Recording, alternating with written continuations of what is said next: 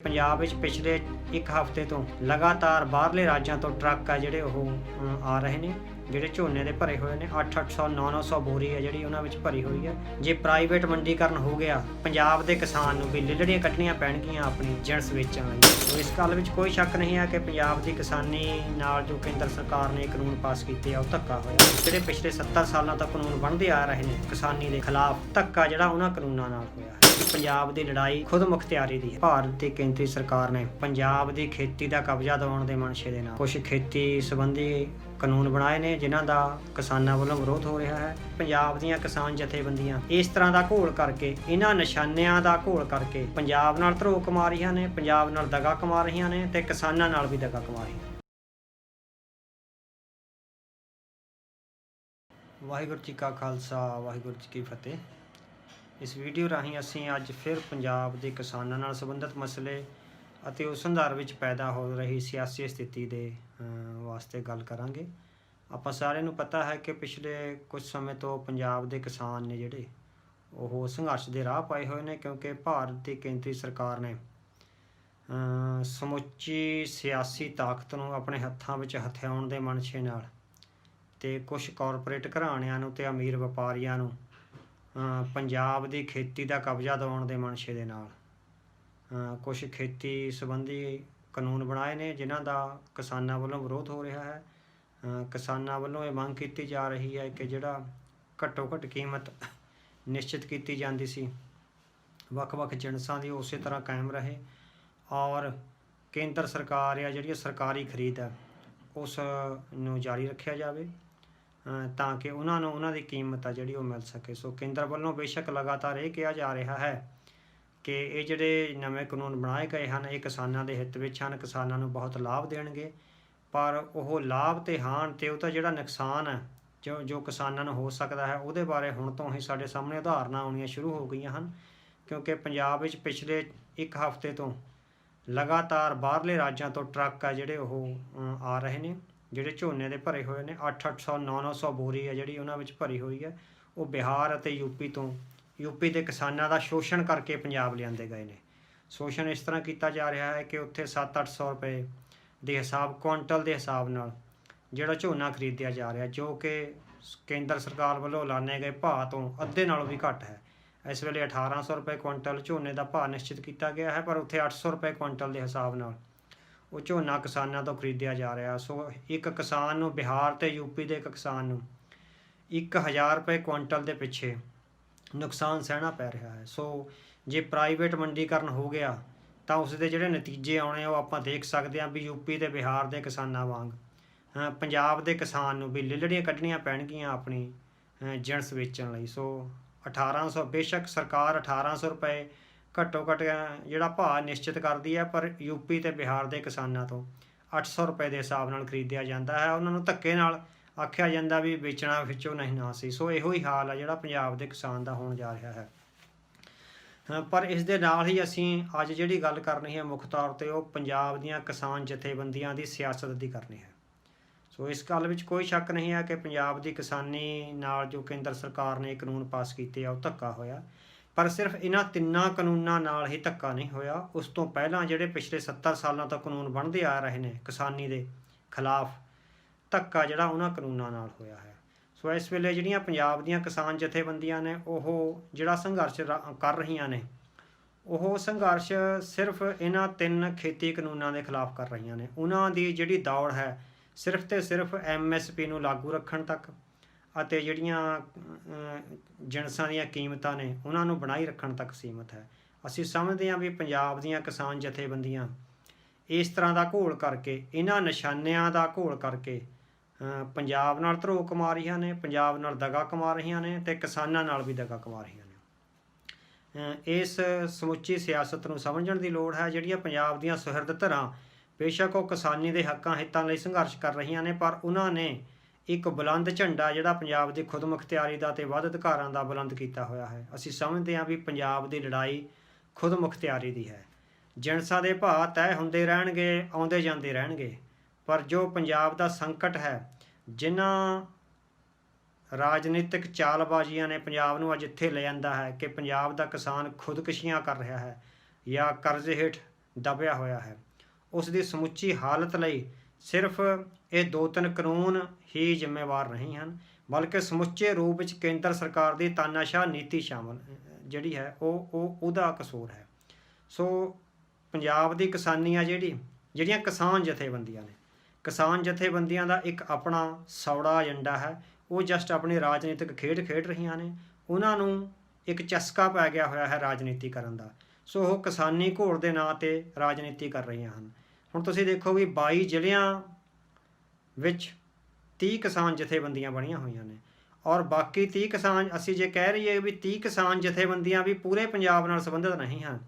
ਇਹ 4-5 ਜ਼ਿਲ੍ਹਿਆਂ ਵਿੱਚ, ਜਿੱਦਾਂ ਬਠਿੰਡਾ, ਸੰਗਰੂਰ, ਆਪਾਂ ਕਹਿ ਲਈਏ ਫਿਰੋਜ਼ਪੁਰ, ਫਰੀਦਕੋਟ, ਜਾਂ ਕੁਛ ਬੰਦੇ ਆ ਜਿਹੜੇ ਲੁਧਿਆਣੇ ਤੋਂ ਸ਼ਾਮਲ ਹੋਣਗੇ। ਸੋ ਇਹ 4-5 ਜ਼ਿਲ੍ਹਿਆਂ ਦੇ ਨੁਮਾਇੰਦਿਆਂ ਨਾਲ ਹੀ 30 ਕਿਸਾਨੀ ਜਥੇਬੰਦੀਆਂ ਬਣੀਆਂ ਹੋਈਆਂ ਨੇ। ਤੁਸੀਂ ਆਪ ਦੇਖ ਸਕਦੇ ਹੋ ਵੀ ਕਿਸਾਨ ਯੂਨੀਅਨਾਂ ਜਿਹੜੀਆਂ ਹੈਗੀਆਂ ਨੇ, ਉਹ ਇੱਕ ਤਰ੍ਹਾਂ ਨਾਲ ਆਪਣੀ ਸੌੜੀ ਰਾਜਨੀਤੀ ਕਰ ਰਹੀਆਂ ਨੇ, ਸੌਦੇਬਾਜ਼ੀ ਕਰ ਰਹੀਆਂ ਨੇ ਸਰਕਾਰਾਂ ਨਾਲ।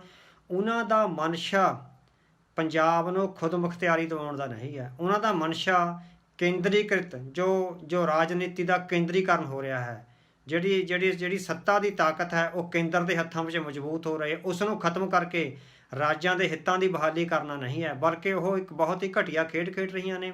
ਉਹਨਾਂ ਦਾ ਮਨਸ਼ਾ ਜਸਟ ਪੰਜਾਬ ਦੇ ਭੋਲੇ ਭਾਲੇ ਜਿਹੜੇ ਗੁਰਸਿੱਖ ਕਿਸਾਨ ਨੇ, ਉਹਨਾਂ ਨੂੰ ਆਪਣੇ ਮਗਰ ਲਾ ਕੇ, ਉਹਨਾਂ ਨੂੰ ਇਹ ਸੁਪਨੇ ਦਿਖਾ ਕੇ ਕਿ ਸਿਰਫ ਜਿਹੜੀਆਂ ਕੀਮਤਾਂ ਤੈਅ ਹੋ ਜਾਣ ਨਾਲ ਹੀ ਤੁਹਾਡੇ ਦੁੱਖ ਆ ਜਿਹੜੇ ਉਹ ਖਤਮ ਹੋ ਜਾਣਗੇ। ਇਹ ਬਿਲਕੁਲ ਉਹ ਧੋਖਾ ਦੇ ਰਹੀਆਂ ਨੇ ਜਿਹੜੇ ਕਿਸਾਨ ਨੇ ਭੋਲੇ ਭਾਲੇ। ਇੱਥੇ ਇਹ ਵੀ ਗੱਲ ਆਉਂਦੀ ਹੈ ਕਿ ਜਿਹੜੀਆਂ ਕਿਸਾਨ ਯੂਨੀਅਨਾਂ ਦੇ ਲੀਡਰ ਨੇ, ਉਹ ਲੈਨਨਵਾਦੀ ਜਾਂ ਮਾਰਕਸਵਾਦੀ ਨੇ, ਕਾਮਰੇਡ ਨੇ, ਜਿਨ੍ਹਾਂ ਦਾ ਸਿੱਖੀ ਧਰਮ ਨਾਲ ਕੋਈ ਵੀ ਪਿਆਰ ਨਹੀਂ ਹੈ। ਇਸੇ ਕਰਕੇ ਉਹਨਾਂ ਨੂੰ ਖਾਲਸਾ ਜੀ ਵੱਲੋਂ ਬੁਲਾਏ ਜਾਂਦੇ ਜਕਾਰਿਆਂ ਅਤੇ ਫਤਿਹ ਤੋਂ ਤਕਲੀਫ ਹੁੰਦੀ ਹੈ। ਸੋ ਜਿਹੜੇ ਬਾਕੀ ਕਿਸਾਨ ਉਹਨਾਂ ਦੇ ਮਗਰ ਲੱਗੇ ਹੋਏ ਨੇ, ਉਹ ਸਾਰੇ ਗੁਰੂ ਨਾਨਕ ਨਾਮ ਲੇਵਾ ਨੇ। ਉਹ ਗੁਰੂ ਨਾਨਕ ਸਾਹਿਬ ਦੇ ਸਿਧਾਂਤ ਨੂੰ ਅਪਣਾਏ ਹੋਏ ਨੇ, ਅਤੇ ਗੁਰੂ ਨਾਨਕ ਸਾਹਿਬ, ਗੁਰੂ ਗੋਬਿੰਦ ਸਿੰਘ ਜੀ, ਸ਼੍ਰੀ ਗੁਰੂ ਗ੍ਰੰਥ ਸਾਹਿਬ ਜੀ ਜਾਂ ਸਿੱਖ ਪੰਥ ਦੀਆਂ ਜਿਹੜੀਆਂ ਮਾਨਤਾਵਾਂ ਨੇ, ਉਹਨਾਂ ਨਾਲ ਜੁੜੇ ਹੋਏ ਨੇ। ਸੋ ਉਹਨਾਂ ਵਿੱਚ ਜੋ ਜਜ਼ਬਾ ਹੈ, ਉਹ ਆਪਣੇ ਗੁਰੂ ਦੇ ਜਜ਼ਬੇ ਨਾਲ ਸੰਘਰਸ਼ ਕਰ ਰਹੇ ਨੇ। ਪਰ ਕਿਸਾਨ ਯੂਨੀਅਨਾਂ ਦੇ ਲੀਡਰ ਆਪਣੀ ਸੌੜੀ ਸਿਆਸੀ ਰਾਜਨੀਤੀ ਨੂੰ ਅੱਗੇ ਵਧਾਉਣ ਦੇ ਲਈ ਉਹਨਾਂ ਦਾ ਕਾਮਰੇਡੀਪੁਣਾ ਹੈ ਜਿਹੜਾ ਉਹ ਉਛਲ ਕੇ ਸਾਹਮਣੇ ਆ ਰਿਹਾ ਹੈ। ਇਸੇ ਕਰਕੇ ਕੁਛ ਨੌਜਵਾਨਾਂ ਨੇ ਪੰਜਾਬ ਦੇ ਖੁਦਮੁਖਤਿਆਰੀ ਜਾਂ ਹੋਂਦ ਦੀ ਲੜਾਈ ਲੜਨ ਦਾ ਜਦੋਂ ਤਹੀਆ ਕੀਤਾ, ਤਾਂ ਕਿਸਾਨ ਯੂਨੀਅਨਾਂ ਦਾ ਜਿਹੜੀ ਨਫ਼ਰਤ ਆ ਔਰ ਜਿਹੜਾ ਹੈਂਕੜਪੁਣਾ ਆ, ਜਿਹੜੀ ਚੌਧਰ ਦੀ ਲੜਾਈ ਆ, ਉਹ ਸਾਹਮਣੇ ਆ ਗਈ। ਸੋ ਕਿਸਾਨ ਯੂਨੀਅਨ ਦੇ ਲੀਡਰ ਇਹ ਕਹਿੰਦੇ ਸੁਣੇ ਗਏ ਕਿ ਕੱਲ੍ਹ ਦੇ ਜਵਾਨ ਸਾਨੂੰ ਗੱਲਾਂ ਸਿਖਾਉਂਦੇ ਨੇ, ਸਾਨੂੰ 50-60 ਸਾਲ ਹੋ ਗਿਆ ਕਿਸਾਨੀ ਘੋਲਾਂ ਦੀ ਲੜਾਈ ਲੜਦਿਆਂ ਨੂੰ। ਸੋ ਇਹ ਬਿਲਕੁਲ ਵੀ ਅਸੀਂ ਸਮਝ ਸਕਦੇ ਹਾਂ ਵੀ ਇੱਕ ਹੈਂਕੜ ਦੀ ਲੜਾਈ ਹੈ, ਇੱਕ ਤਾਨਾਸ਼ਾਹੀ ਦੀ ਲੜਾਈ ਹੈ, ਇੱਕ ਧੱਕੇਸ਼ਾਹੀ ਦੀ ਲੜਾਈ ਹੈ। ਜੇ 50-60 ਸਾਲਾਂ ਦੌਰਾਨ ਪੰਜਾਬ ਦੇ ਕਿਸਾਨੀ ਘੋਲਾਂ ਨੇ ਸਿਰਫ ਪੰਜਾਬ ਦੇ ਕਿਸਾਨਾਂ ਦੇ ਪੱਲੇ ਖੁਦਕੁਸ਼ੀਆਂ ਅਤੇ ਕਰਜ਼ੇ ਪਾਏ ਹਨ, ਤਾਂ ਅਸੀਂ ਸਮਝ ਸਕਦੇ ਹਾਂ ਵੀ ਇਹਨਾਂ ਘੋਲਾਂ ਦਾ ਕੋਈ ਵੀ ਮਤਲਬ ਨਹੀਂ ਸੀ।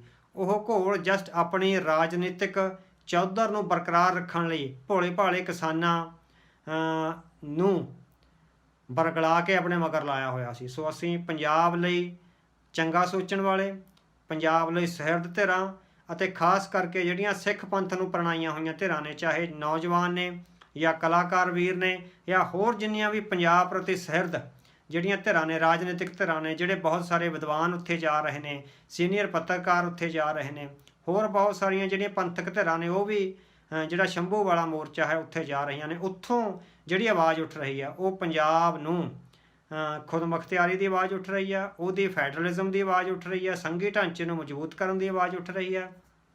ਪਰ ਕਿਸਾਨੀ ਜਥੇਬੰਦੀਆਂ ਨੇ ਕਦੇ ਵੀ ਪੰਜਾਬ ਨਾਲ ਵਫਾ ਨਹੀਂ ਕਮਾਈ, ਉਹਨਾਂ ਨੇ ਕਦੇ ਵੀ ਪੰਜਾਬ ਦੇ ਹੱਕਾਂ ਹਿੱਤਾਂ ਦੀ ਗੱਲ ਨਹੀਂ ਕੀਤੀ। ਸੋ ਉਹਨਾਂ ਦੀ ਇਸ ਖੁਦਗਰਜ਼ੀ ਅਤੇ ਉਹਨਾਂ ਦੀ ਇਸ ਜਿਹੜੀ ਘਟੀਆ ਰਾਜਨੀਤੀ ਆ, ਉਸ ਨੂੰ ਸਮਝਣ ਦੀ ਲੋੜ ਹੈ। ਉਹਦੇ ਬੇਸ਼ੱਕ ਇਸ ਵੇਲੇ ਸੰਘਰਸ਼ ਨੂੰ ਚੱਲਦਾ ਰੱਖਣ ਲਈ ਉਹਨਾਂ ਜਥੇਬੰਦੀਆਂ ਦੀ ਹਮਾਇਤ ਕਰਨ ਦੀ ਲੋੜ ਹੈ, ਪਰ ਇਸ ਦੇ ਬਾਵਜੂਦ ਵੀ ਜਿਹੜੇ ਸੱਜਣ ਪੰਜਾਬ ਦੀ ਖੁਦਮੁਖਤਿਆਰੀ ਜਾਂ ਸੰਘੀ ਢਾਂਚੇ ਦੀ ਮਜ਼ਬੂਤੀ ਲਈ ਯਤਨ ਕਰ ਰਹੇ ਆ, ਸੁਹਿਰਦ ਧਿਰਾਂ ਨੂੰ ਉਹਨਾਂ ਦਾ ਸਾਥ ਦੇਣਾ ਚਾਹੀਦਾ ਹੈ। ਸੋ ਪੰਜਾਬ ਦੇ ਕਿਸਾਨ ਦੀਆਂ ਸਮੱਸਿਆਵਾਂ ਨੇ ਜਿਹੜੀਆਂ, ਉਹ ਖੇਤੀ ਦੇ ਕੀਮਤਾਂ ਤੱਕ ਸੀਮਿਤ ਨਹੀਂ ਹਨ। ਉਹਨਾਂ ਦਾ ਪਾਣੀ ਪਲੀਤ ਹੋਇਆ, ਉਹਨਾਂ ਦੀ ਜ਼ਮੀਨ ਪਲੀਤ ਹੋਈ ਆ, ਜਿਹੜੇ ਫਰਟੀਲਾਈਜ਼ਰਾਂ ਨਾਲ ਉਹਨਾਂ ਦੀ ਜ਼ਮੀਨ ਪਲੀਤ ਹੋਈ ਹੈ, ਉਹਨਾਂ ਵਿੱਚ ਕੈਂਸਰ ਵਧਿਆ ਹੈ, ਉਹਨਾਂ ਵਿੱਚ ਮਾਨਸਿਕ ਪਰੇਸ਼ਾਨੀਆਂ ਵਧੀਆਂ ਹਨ। ਇਹ ਸਾਰਾ ਜਿਹੜਾ ਇੱਕ ਪੈਟਰਨ ਆਫ ਇਕੋਨਮੀ ਆ, ਜਿਹੜਾ system farming the pattern of economy ਆ, ਜਿਹੜਾ ਭਾਰਤ ਦੇ ਜਿਹੜੇ ਦਿੱਲੀ ਦੇ ਕੇਂਦਰਿਤ ਹਿੱਤ ਨੇ, ਉਹਨਾਂ ਅਧੀਨ ਆ ਜਿਹੜਾ ਪੰਜਾਬ ਤੇ ਥੋਪਿਆ ਗਿਆ ਸੀ। ਸੋ 200-250 ਕਿਲੋਮੀਟਰ ਦੂਰ ਬੈਠੇ ਲੋਕ ਜੋ ਪੰਜਾਬ ਤੇ ਥੋਪ ਰਹੇ ਨੇ, ਜਿਹੜੇ ਫੈਸਲੇ ਥੋਪ ਰਹੇ ਨੇ, ਉਹਨਾਂ ਦਾ ਵਿਰੋਧ ਹੋਣਾ ਚਾਹੀਦਾ। ਉਹ ਤਾਂ ਹੀ ਵਿਰੋਧ ਹੋਏਗਾ ਜਦੋਂ ਤਾਨਾਸ਼ਾਹੀ ਨੀਤੀਆਂ ਦੇ ਖਿਲਾਫ, ਕੇਂਦਰੀਕ੍ਰਿਤ ਨੀਤੀਆਂ ਦੇ ਖਿਲਾਫ, ਸੰਘੀ ਢਾਂਚੇ ਨੂੰ ਮਜ਼ਬੂਤ ਕਰਨ ਲਈ ਇੱਕ ਸੰਘਰਸ਼ ਵਿੱਢਿਆ ਜਾਊਗਾ, ਕੋਈ ਰਾਜਨੀਤਿਕ ਸੰਗਠਨ ਖੜਾ ਹੋਊਗਾ ਜਾਂ ਕੋਈ ਲਹਿਰ ਬਣਾਈ ਜਾਵੇਗੀ। ਸੋ ਪੰਜਾਬ ਲਈ ਜਿਹੜੀਆਂ ਸੁਹਿਰਦ ਧਿਰਾਂ ਨੇ, ਅਸੀਂ ਉਹਨਾਂ ਨੂੰ ਬੇਨਤੀ ਕਰਨੀ ਚਾਹੁੰਦੇ ਹਾਂ ਕਿ ਬੇਸ਼ੱਕ ਉਹ ਕਿਸਾਨੀ ਦੇ ਘੋਲ ਵਿੱਚ ਸ਼ਾਮਲ ਹਨ, ਪਰ ਪੰਜਾਬ ਕਿਸਾਨ ਯੂਨੀਅਨ ਜਾਂ ਜਿਹੜੀਆਂ ਭਾਰਤੀ ਕਿਸਾਨ ਯੂਨੀਅਨ ਦੇ ਨਾਂ ਹੇਠ 30 ਦੁਕਾਨਾਂ ਖੁੱਲ੍ਹੀਆਂ ਹੋਈਆਂ ਹਨ, ਉਹਨਾਂ ਦੇ ਜਿਹੜੇ ਰਾਜਨੀਤਿਕ ਮਨਸ਼ੇ ਆ ਉਹਨਾਂ ਨੂੰ ਸਮਝਣ ਦੀ ਲੋੜ ਹੈ। ਉਹਨਾਂ ਦੇ ਲੀਡਰਾਂ ਦੀਆਂ ਆਪਣੀਆਂ ਰਾਜਨੀਤਿਕ ਇੱਛਾਵਾਂ ਨੇ, ਲਾਲਸਾਵਾਂ ਨੇ। ਉਹ ਆਪਣੀਆਂ ਲਾਲਸਾਵਾਂ ਲਈ ਪੰਜਾਬ ਨਾਲ ਧੋਖਾ ਕਰ ਰਹੇ ਨੇ, ਪੰਜਾਬ ਦੇ ਕਿਸਾਨ ਨਾਲ ਧੋਖਾ ਕਰ ਰਹੇ ਨੇ, ਖਾਸ ਕਰਕੇ ਗੁਰੂ ਨਾਨਕ ਨਾਮ ਲੇਵਾ ਕਿਸਾਨ ਨਾਲ ਧੋਖਾ ਕਰ ਰਹੇ ਨੇ, ਜਿਹੜਾ ਕਿ 99% ਤੋਂ ਵੀ ਜ਼ਿਆਦਾ ਹੈ ਜਿਹੜਾ ਪੰਜਾਬ ਦਾ ਕਿਸਾਨ ਉਹ ਗੁਰੂ ਨਾਨਕ ਨਾਮ ਲੇਵਾ ਹੈ। ਇਹ ਕੁਛ 100-150 ਬੰਦਾ ਹੈ ਕਿਸਾਨ ਯੂਨੀਅਨ ਦਾ ਜਿਨ੍ਹਾਂ ਨੂੰ ਲੈਨਨਵਾਦ ਜਿਨ੍ਹਾਂ ਵਿੱਚ ਹਲੇ ਵੀ ਫੁੰਕਾਰੇ ਮਾਰ ਰਿਹਾ ਹੈ। ਉਹ ਪੰਜਾਬ ਵਿੱਚ ਲੈਨਨ ਦਾ ਝੰਡਾ ਚਲਾਉਣ ਦਾ ਯਤਨ ਕਰ ਰਹੇ ਨੇ, ਜਿਹੜਾ ਕਿ ਸਫਲ ਨਹੀਂ ਹੋਏਗਾ। ਸੋ ਸਾਰੀਆਂ ਸੁਹਿਰਦ ਧਿਰਾਂ ਨੂੰ ਚਾਹੀਦਾ ਹੈ ਕਿ ਗੁਰੂ ਨਾਨਕ ਦੇ ਸਿਧਾਂਤ 'ਤੇ ਚੱਲਦਿਆਂ, ਗੁਰੂ ਗੋਬਿੰਦ ਸਿੰਘ ਜੀ ਦੇ ਸਿਧਾਂਤ 'ਤੇ ਚੱਲਦਿਆਂ, ਸ਼੍ਰੀ ਗੁਰੂ ਗ੍ਰੰਥ ਸਾਹਿਬ ਜੀ ਦੇ ਸਿਧਾਂਤ 'ਤੇ ਚੱਲਦਿਆਂ ਅਤੇ ਖਾਲਸਾ ਪੰਥ ਦੀਆਂ ਰਵਾਇਤਾਂ 'ਤੇ ਚੱਲਦਿਆਂ ਪੰਜਾਬ ਵਿੱਚ ਫੈਡਰਲ ਢਾਂਚੇ ਨੂੰ ਮਜ਼ਬੂਤ ਕਰਨ ਦੀ ਜਿਹੜੀ ਲੜਾਈ ਆ ਉਹ ਲੜੀ ਜਾਣੀ ਚਾਹੀਦੀ ਹੈ। ਕਿਸਾਨ ਯੂਨੀਅਨ ਦਾ ਬੇਸ਼ੱਕ ਹਾਲ ਦੀ ਘੜੀ ਸਾਥ ਦੇਣਾ ਪਵੇਗਾ, ਪਰ ਲੰਮੇ ਸਮੇਂ ਤੱਕ ਇਹਨਾਂ 'ਤੇ ਭਰੋਸਾ ਨਹੀਂ ਕੀਤਾ ਜਾ ਸਕਦਾ। ਇਹਨਾਂ ਦੇ ਨਿਸ਼ਾਨਿਆਂ ਅਤੇ ਮਨਸ਼ਿਆਂ ਨੂੰ ਪਹਿਚਾਨਣ ਦੀ ਲੋੜ ਹੈ ਤਾਂ ਕਿ ਪੰਜਾਬ ਦੇ ਕਿਸਾਨ ਦੀ ਜਿਹੜੀ ਸਰਬਪੱਖੀ ਮੁਕਤੀ ਹੈ, ਇਸ ਆਰਥਿਕ ਢਾਂਚੇ ਤੋਂ ਜਿਹੜਾ ਕਿ ਦਿੱਲੀ ਵੱਲੋਂ ਥੋਪਿਆ ਗਿਆ ਹੈ, ਉਸ ਨੂੰ ਖਤਮ ਕੀਤੇ ਤੋਂ ਬਿਨਾਂ ਪੰਜਾਬ ਦੇ ਕਿਸਾਨ ਦੀ ਮੁਕਤੀ ਨਹੀਂ ਹੋਵੇਗੀ। ਸੋ ਇਹਨਾਂ ਗੱਲਾਂ ਨੂੰ ਸਮਝਣ ਦੀ ਲੋੜ ਹੈ, ਤਾਂ ਹੀ ਜਿਹੜਾ ਕਿਸਾਨੀ ਸੰਘਰਸ਼ ਆ ਜਾਂ ਖੁਦਮੁਖਤਿਆਰੀ ਦਾ ਸੰਘਰਸ਼ ਆ ਉਹਨੂੰ ਅੱਗੇ ਵਧਾਇਆ ਜਾ ਸਕੇਗਾ। ਵਾਹਿਗੁਰੂ ਜੀ ਕਾ ਖਾਲਸਾ, ਵਾਹਿਗੁਰੂ ਜੀ ਕੀ ਫਤਿਹ।